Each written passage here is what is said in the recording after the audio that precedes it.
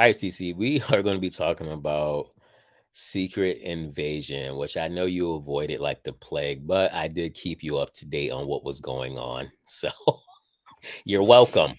To You're be welcome. to be fair, I did ask if you wanted me to watch it. And you're like, no. No, you So didn't. There was no need for both of us to suffer through this like BS of a show.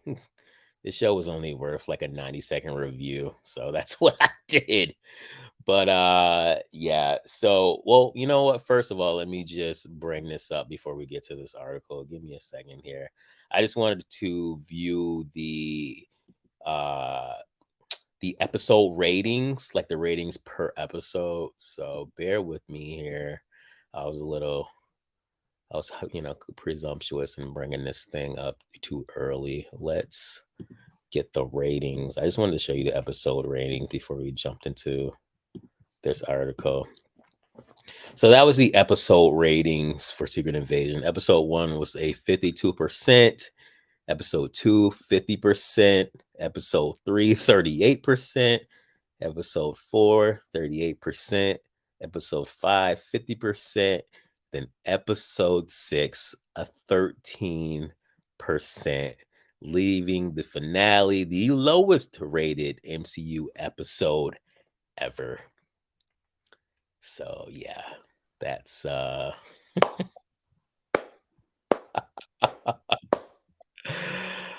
oh man, how great. did my clapping come through?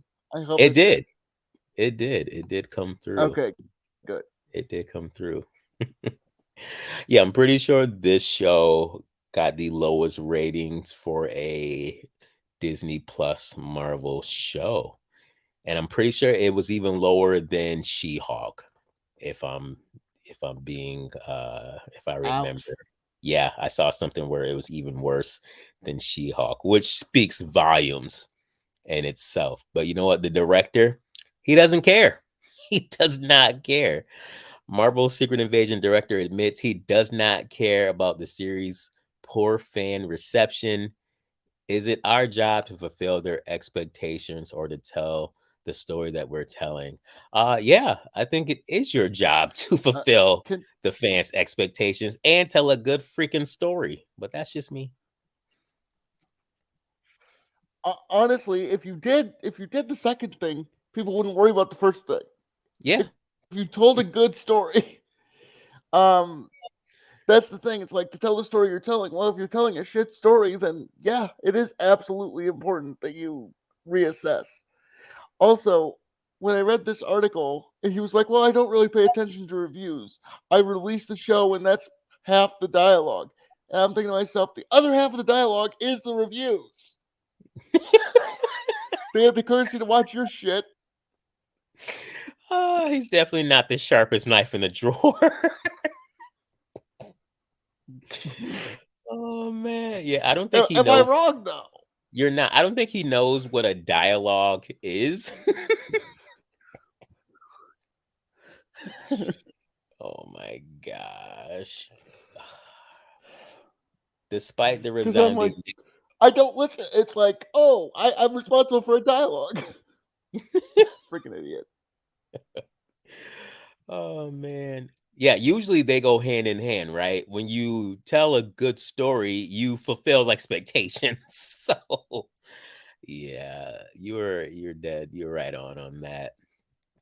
Uh Despite the resoundingly negative response to the scroll-based series, Marvel Secret Invasion director Ali Salem has admitted that he does not feel bad about the show's poor reception, particularly as he believes the devoted, even rabid nature of the franchise fan base does not lend itself to productive discussions around its various entries.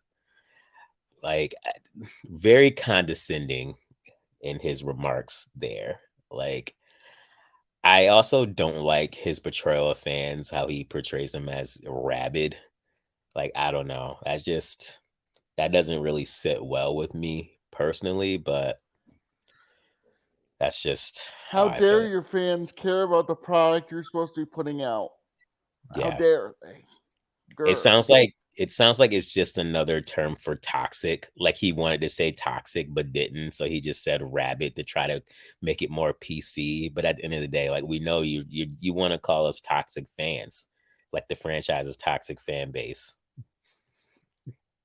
and you don't care about their discussions, which you said your entire thing was about a dialogue. So yeah, just very contradictory as well. It It's sounds like he really wants a preachy monologue. yeah, That's what he wants. A very that's preachy monologue. that's exactly what he wants. Let's see. Between its Jake Skywalkering of Samuel Edge, I told you that they freaking Jake Skywalkered him. Nick Fury introduction of Emilia I Clarke. love that that's a verb, though. Yeah, because that's what Marvel was doing I to their love male that characters. Jake Skywalker is the word, though. Yeah, I love it too. Gaia as the literal strongest MCU hero ever, and its absolute wasting of the original comic book storyline. Which, yeah, the original comic book storyline was awesome. Like it had a lot of heroes in it. Fantastic Four, X-Men. There were like 2 Avengers teams in it. Like the plot was great. It was great. And even like they said here, the original storyline could easily lend itself as a full MCU phase, and it could, if done properly. It definitely could have been an entire phase, and it could have been so cool.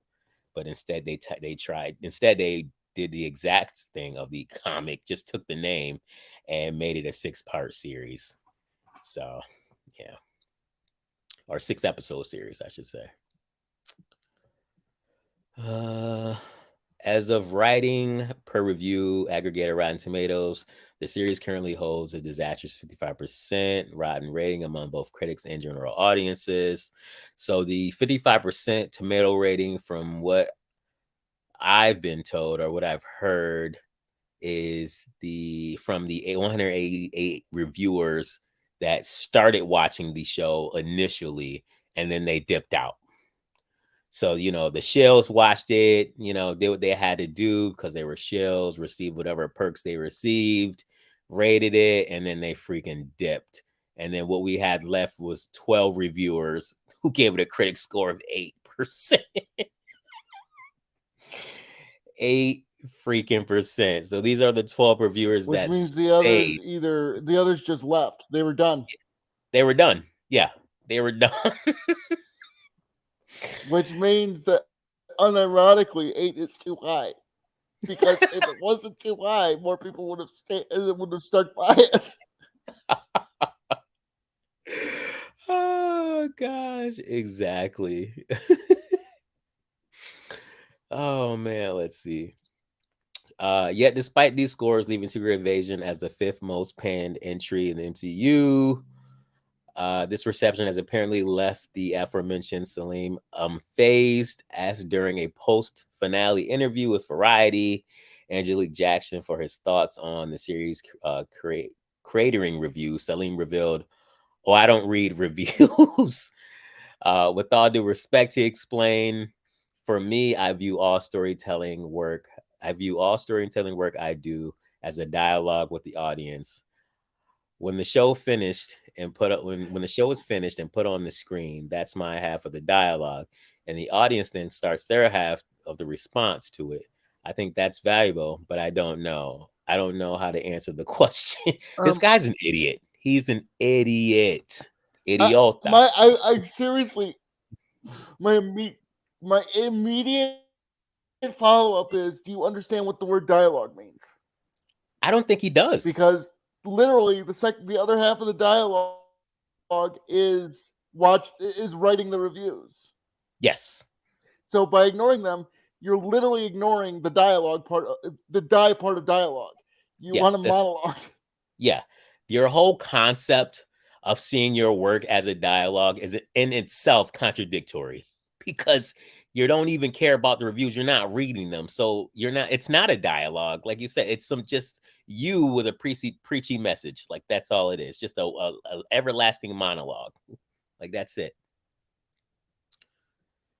If it were a dialogue, the reviews would be the most important thing to him, It or at would be. least, or at the very Yeah, least, he'd take them on board or try to. exactly. Then he states, I don't feel bad about mixed reviews. If you had unanimously good reviews, every movie would gross 10 billion trillion dollars, right? Wrong.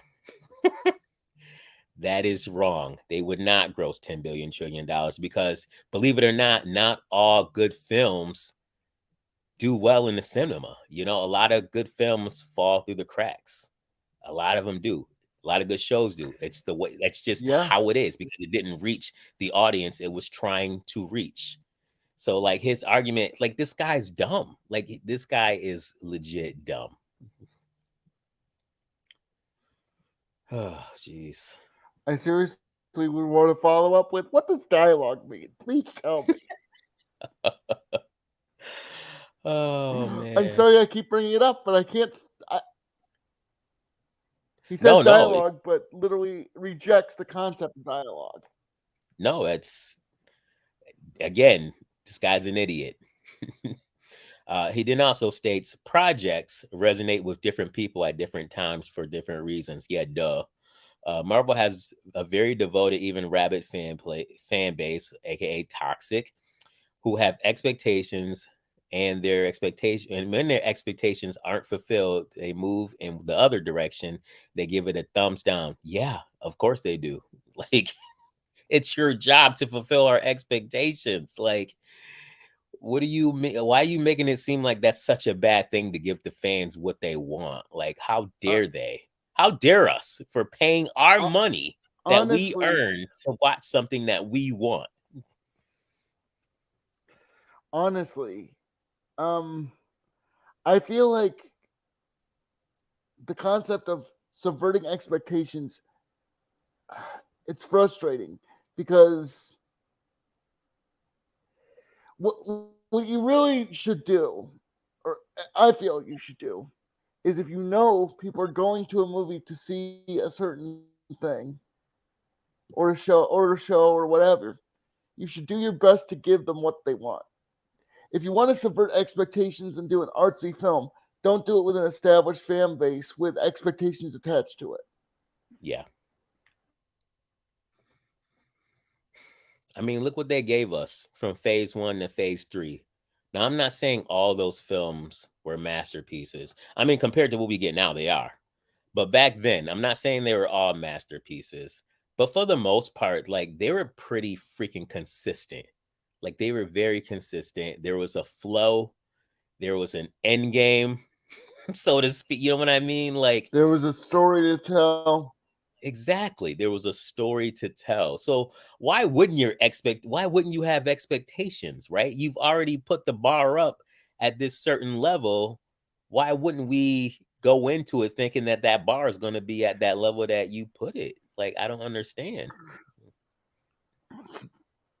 So, is it our job to meet the fans' expectations? Given that the fans' expectations is a good story, or well, it shouldn't be anymore because they've proven they can't handle it. But given that ideally the fan expectations should be a good and coherent story, yes, I would say meeting their expectations is absolutely your job. Correct. Although he thinks it's a tricky thing. I would love it if everybody loved it, but I also don't have the expectation myself. So I feel great about the response to it. So is this him saying like he just doesn't expect the show to be great anyways? Like what is he saying? Like I'm very confused by I this. I Like think I understand what he's trying to, or what at least on the face of it he's saying. He's saying you can't please everybody. I think that's what he's trying to say, and fair enough. But that doesn't mean you should actively shit on the people you should be trying to please. exactly. It's like Exactly. if you go to somewhere and you order a beer, and instead of getting a beer, you get, I don't know, chocolate milk. It's like, it's not what I ordered. It's not why I'm here. Exactly. And if you order if you order a beer and you get a chocolate milk, you have a right to bitch. You do. You absolutely do. And you know what? That's how I feel I got watching this entire show. I felt like I ordered a beer and they gave me some non-alcoholic drink. They gave me chocolate milk, essentially. From the deconstructing of Nick Fury's character, like just how he's a Sour piece of chocolate milk. yeah, how he's a piece of shit, how he's broken and old and broken and old, and how because of the scrolls that came to Earth back in 98, he's the spy that he is today. Talos came out and said something about, or Talos, whatever you want to call him. He said something about how you were a bench warming pencil pusher until we came along. Just like just kicking Nick Fury in the balls. Like the balls. um, Oh my even gosh. in Captain Marvel, he wasn't a pencil pusher. Like he had seniority. There's a reason why Coulson trusted him enough to believe he was fighting for the right side. Exactly. Exactly. Then you had but he's the bad guy because and Gravik, the antagonist of the entire series, which to me he's probably like the worst antagonist of all in the MCU. His whole motivation is I want to destroy Earth because Nick Fury broke a promise to me. He broke a promise. Um, So I want to cause mass genocide because Nick Fury broke a promise. okay, this you do realize like he made the biggest problem with that quote unquote promise is he made a promise he had no way of realistically keeping. Yeah, Like, yeah, it's not like he could have kept it and broke it. He made a promise he should never have made because humans didn't have the resources to do what he promised they would do. they did not. They did not. Yeah, he's the bad guy in this. And I don't know if you heard that well you knew that there was Scroll Rhodey, right? You heard about Scroll Rhodey. Oh, I heard about Scroll Roadie. So does And that walk back all the we gotta stick together crap that Fury tried, or is it, that it- legit? I don't know. apparently it just walks it all back. Apparently Rhodey's entire like character arc just gets completely dismantled because he's been a scroll since Civil War. Apparently, he's been a scroll since Civil Are you War. serious? No. Yep, that's what the director said. He was a scroll since Civil War. Before or after? Before or After, after he fell? after. So that whole scene So with him. Go ahead. so Rhodey still can't walk, huh? Is that So, is that the moral of the story? oh, you know what? I think it's before.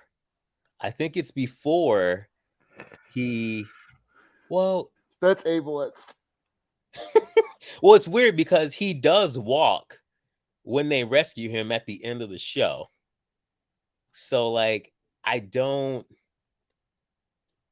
that's it might have been before. But see, but that's the thing. It's like I don't think they're even keeping up with their own freaking stories, with the whole continuity of their story. I mean, clearly not. But yeah, he was a female scroll. So read into that what you will. And the Oh, joy. implications, the implications of that are interesting because so Gravik's whole thing was, you know, I'm mad because Fury never found us a planet, right? And I guess their whole thing from 98 till Civil War was like, you gotta find yourself the planet, even through Endgame, right? And I'm pretty sure there's a scene. Do you remember that scene on Endgame where they actually go to Thanos's planet there? Do you remember that? Yep. And And Rhodey, Rhodey's one of them. yep, Scroll Rhodey is right there. Like, is that not a planet that they can inhabit? Is that not a planet that looked And like it was? also, Go ahead.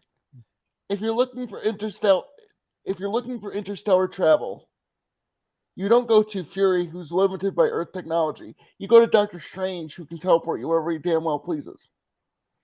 Yeah, I mean, they have the technology themselves, for interstellar travel. So like they could just do this themselves. There was a million They're scrolls on better equipped Earth. than Fury. Yeah, exactly. Exactly. Scroll Roadie should have been like, "Hey, there's a planet here. It's habitable. Thanos is gone. Let's move here." Nope. We'll just forget all about that planet. Just like we'll forget all about that giant celestial sticking out of the Earth. That'll probably never get addressed again as well. Oh Did man, that ever get mentioned in Secret Invasion? it did not. It did not. Yeah, the story in this show, man. But I sent you Amelia Clark's. She just is the most superest Captain Marveler like ever. Like Yeah, she's got all they the clearly have powers. no. They don't even have like a pseudoscience explanation of genetic understanding of genetics. They They don't. they just flat don't understand genetics They at don't. all. Shout out to Nerd Rod again, because he was like, he's like, it's interesting how DNA, when you get the DNA of certain individuals, you get their accessories like rings and tattoos. He's like, I didn't know that could travel through DNA, but apparently it can. Apparently it can.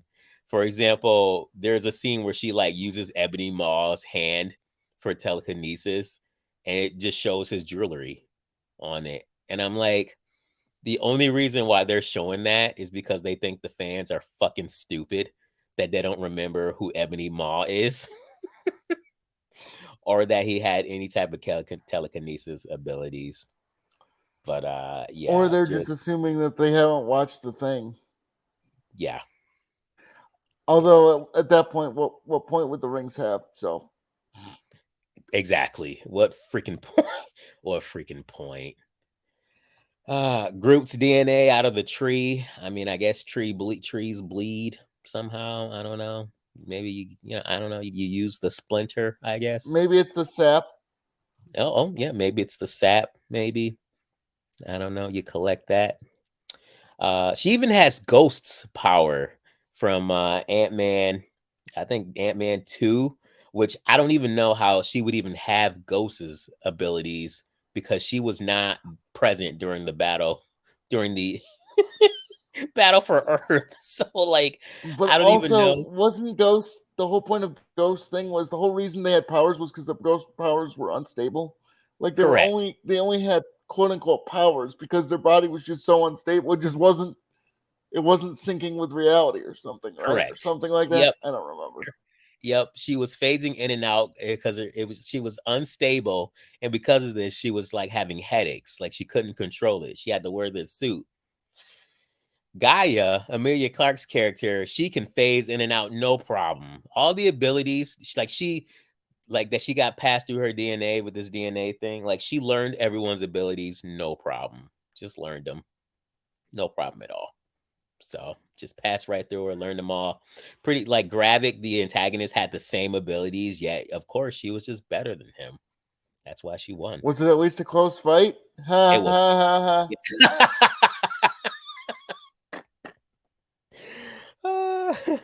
Yeah, this fight lasted all but like 4 minutes. So and you knew who was gonna win that. Yeah, this oh man. So like now she's like the most powerful person in the MCU. And my whole argument is like, I mean, we don't even need the Avengers because like she is the Avenger now. Like whenever you have a threat, you can just call on Gaia and she'll just take care of it all.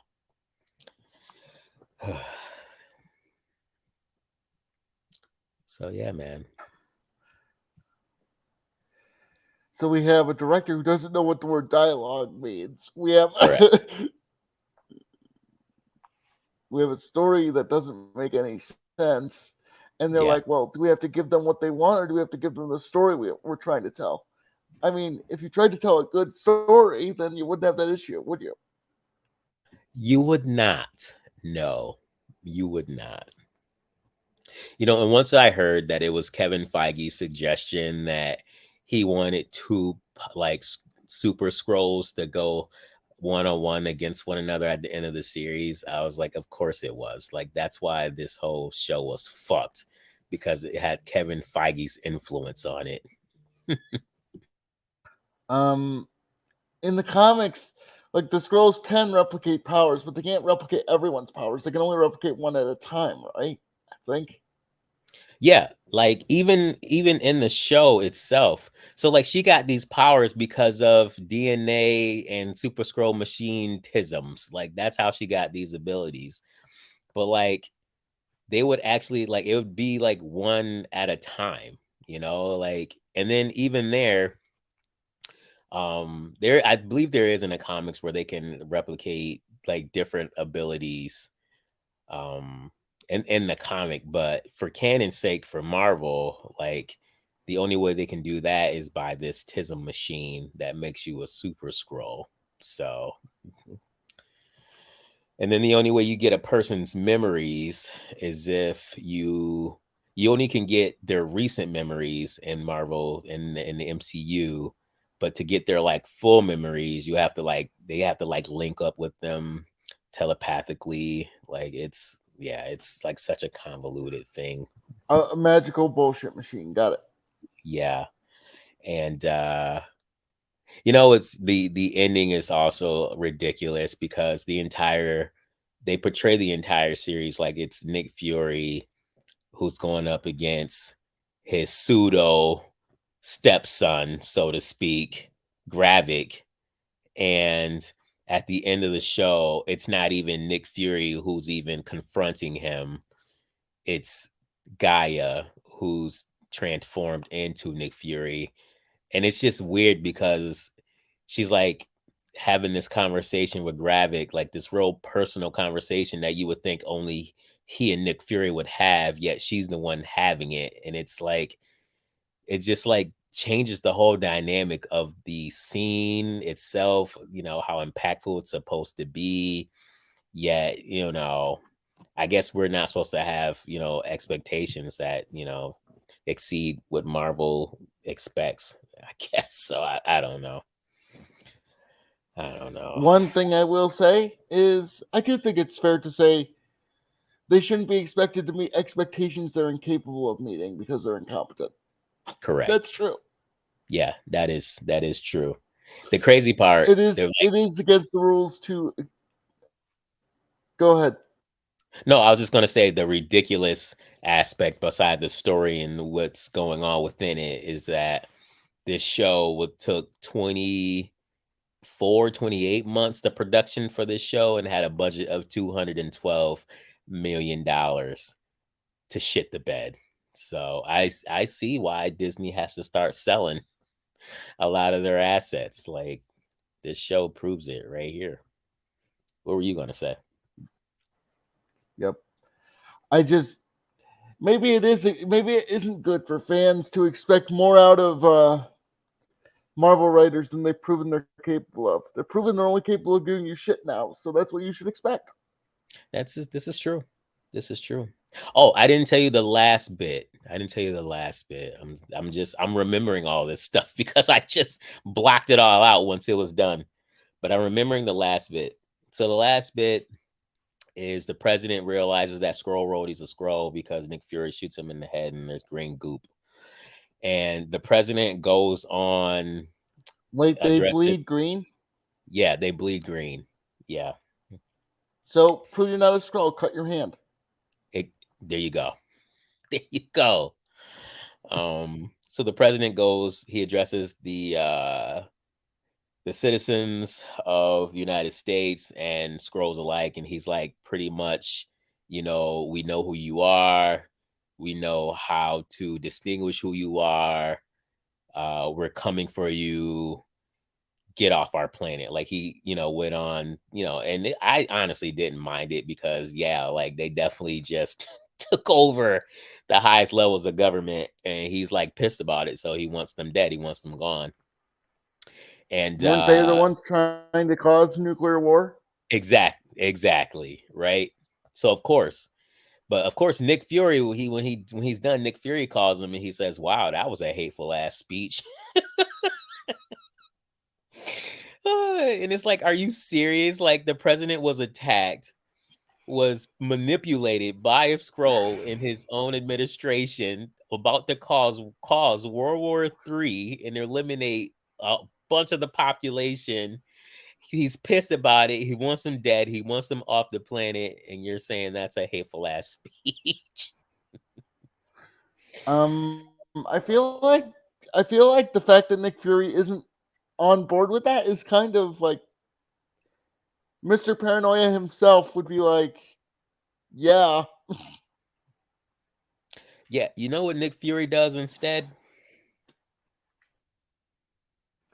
He fucks off to space. I heard He this. fucks Yes. he fucks off to space. Oh man. So I think shout out to Disparu. So Disparu put out a tweet. He's like, there's a million scrolls on Earth. There's total wide paranoia. Random world leaders are getting shot. An interspecies war over the dominion for the planet. And Nick Fury is like, I'm fucking off to space. Oh man. The scrolls, which are essentially his responsibility. Like, and he took that upon himself. And now he's just like, I'm out. Deuces. Seriously though, was that promised in Captain Marvel? I don't remember. It Because wasn't. if they're It was adding it, not. they would just make okay. Yeah, So they're objectively just adding more shit to make Nick Fury work even worse. Okay, correct. good to know. Yep. Yep. Yeah, that ending, him just fucking off the space, like that really doesn't surprise me. Like the way they've written Nick Fury's character, I was like, you know what? To be expected. Like I don't this is who he is. So, whatever. Whatever. But yeah, I see why it's one of the lowest ranking shows on Disney Plus, Marvel shows on Disney Plus. I see why it's not getting great ratings. I see why I think that a lot of people are apathetic at this point as well. I know I am.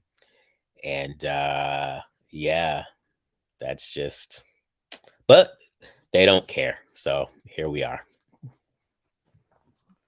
Yep. All right, sir. I'm genuinely a bit frustrated. This whole thing No, is no, frustrating.